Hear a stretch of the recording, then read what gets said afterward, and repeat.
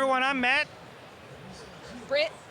And we're with the SDGC here with Tony and Abby from Black Tabby Games, which, as I always knew, is actually a combination of their names. So I always knew that. Thank you. And they're here with Slay the Princess because that's just what we do. Tell us, how has everything been since the launch of your game? Great. How long has it been? Oh, how good has it been? Good. Really good. Yeah, it's just been so wonderful. It's been overwhelming.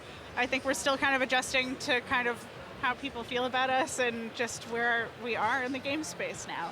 But it's wonderful. Yeah, I really don't have anything to say other than good. It's been great. I don't know. No complaints. So we first discovered you, I think, like 1.5 years ago when you were just part of the PAX Rising collection, and I just distinctly remember it was everyone's favorite game of the show. Like, it came out of nowhere. We didn't really know what it was ahead of time, and it just kind of blew us away. And then Britt reviewed the game for us, and Britt, hit us up. So I had initially saw the trailers and everything, and Finn actually recommended it because you played it, didn't you? Yeah, he demoed it, and it was like, this is a game that you would love. So I was like, well, Finn, you don't know me that well, but so let's see.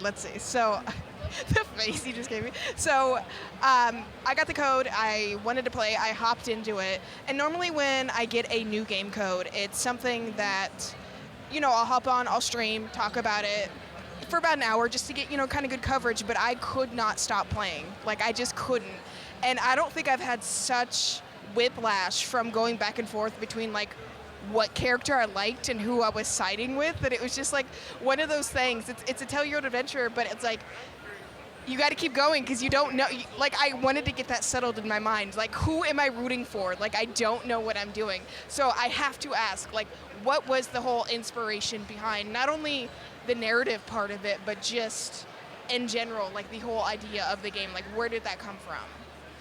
Well, it's kind of an exploration of relationships and how easy it is for even like relationships with normal people to be shaped so thoroughly by your actions, by the way that they react to your actions. Your entire perception of a person can be different based on your very first interaction with them and whether or not it goes well or so, like, if you bring a knife downstairs, for instance, a person you're talking to may not like that very much and may be a very different person than they would be if you did not bring the knife down. So Right, and that's like metaphorically a very real thing we all deal with in the actual world. So to represent that, we thought it would be very cool to make a game where, the main antagonist is a being who is literally shaped by your perception. Where it's like in real life, someone who you think is quiet might get pigeonholed into being quiet. What if you think someone is terrifyingly strong to the point where she's some kind of demon and then she becomes that? yeah. So, quick question. Were there any deleted scenes or story paths that you wanted to include and didn't? And what were some of those, if we can know?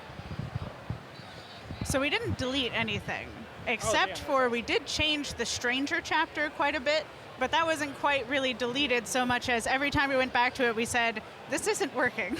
So it was never going to exist. It was just basically a design that we started with, and then we scrapped it several times over until we reached what we did in the final game, which I believe we never could have put in a demo without spoiling the entire rest of the game. I think we kind of had to build everything else before we finally went back to the Stranger and finished it for good. Yeah, like the demo we have right now, instead of pulling from the full release version of the Stranger, still has that old version. So it's like we're doing a big expansion right now that adds 35% content to the game in every category, but none of that is really stuff that we left on the cutting room floor. It was more holes that we had to fill. Yeah, it was once the dust of release had settled and we had a chance to actually look at what we made and think about it, we realized there were more things that we wanted to explore. So I have to know, what is your favorite chapter, story, bit? Like, is there something that when you went into making this game, I have to add this in there, this is a scene that I need to be in there? Well, for me, my favorites, I think number one right now is definitely the Fury. The Fury gets a big expansion in the Pristine cut, and she's amazing. She was so much fun to work on. And then also pulling from the Pristine cut, I think the new chapter 3 for the Damsel is probably the best thing I've ever written, and probably will remain the best thing I've ever written. Yeah, it's made the testers cry. It made me cry. Oh no. Stop, It's now very I'm going to good. cry just on hearing this. Voice actress cried. We all cried. So I think one of the most impressive things about you guys is that it's a genre that traditionally doesn't demo well. The visual novel like kind of thing is never really amounts to a good trade show demo, and yet you have always bucked that trend, and you end up having like a really great presence and reaction. What did you do differently to make sure that your game resonated in these little small slices? So we learned a lot of lessons from our first game, Scarlet Hollow, which is still working on. Yeah, we're still working on. It's doing extraordinarily well for a visual novel, but it still has fallen into a lot of this is a hard medium to sell to people. I think the things that really worked for Slay the Princess is the hook is immediate. You don't even need to read the log line for it. You just need to see the art and you like sort of understand what's going on. And then I think the quality of the voice acting really can't be understated as a draw. There was a reason we spent like $500 renting a like high-powered concert speaker for PAX last time, and that was so that. Johnny Sims's dulcet tones covered the entire show floor. And I think there's also something about kind of the rapid pace of things happening because of your actions. Like, it really feels like you are impacting the narrative constantly, so it kind of gives you this feedback loop of, I want to press another button, I want to have something else happen, I want to see the next princess. You want to collect them all, right? And it's really cool because, like, at least last year when you guys had the speakers, it was the kind of thing where you would hear someone do certain choices and you're like, oh, well, now I want to see what happens. So it became kind of like a group thing. I don't know, like, I remember when I played, I started polling the crowd because we had a crowd there. So I was like, what should we do? And we like did it was like a interactive thing. It was fun. Yeah, when I streamed it, there were so many people in the stream.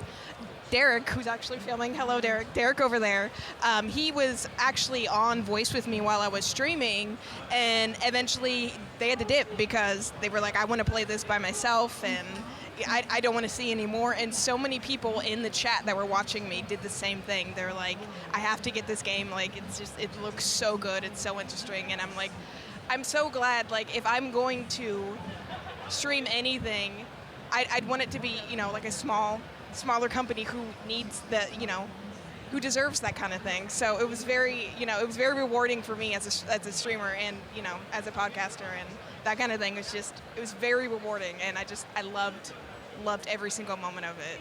Yeah. Appreciate that. Yeah. Can you both let us know your favorite moment that has happened since launch? Well, Markiplier played it. Markiplier. Oh my God, yeah, that's Really? Yeah. huge. Big deal. I think that's like one of the dreams of a smaller game like that. Yeah, we were out to dinner when that happened, and we were supposed to not have our phones because it was like a fancy dinner, so it was like our anniversary or something. And Tony was just like, wait, Markiplier just played Slay the Princess. And then we really had a nice dinner after that. So. Absolutely, that's incredible. I'm so happy for you guys. Like, But yeah, like I do think there is something else to be said where it's like, I don't know, to hit a point where people whose work we liked our work, and then we realized that there was some sort of mutual connection that we never knew existed. So just like getting to discover those at shows like this PAX has been really, really great. Well, we don't want to take up too much of your time, so can you let us know what it is you guys are working on next and where people can follow you and Slay the Princess? We're back to work on Scarlet Hollow, but also the Pristine Cut comes out this fall, so look out for that. There will be a release date soon. We're waiting to make a big announcement on that. But yeah, so pick that up this fall. Play it with subtitles in one of 12 new languages.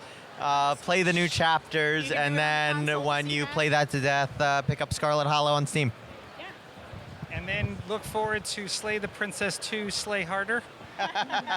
Never. We're not making a sequel. That's definitely done. something we can say. No sequels. Britt, I know, do you have anything left to ask before I ask the hardest question? No, I think that's it. I mean, y'all have been a delight, and I'm so happy I had the opportunity to talk to you guys and just gush about how much, I love the game, and just, like I said, it's really fun seeing, a smaller company just rise up as quick and fast as y'all did, and I just think that's incredible, and I think we need more of that in the industry.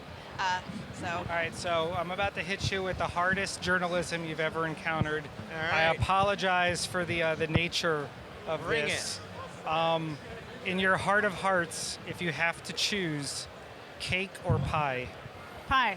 Pie. Yes. That is Thank the you. correct answer. Thank you.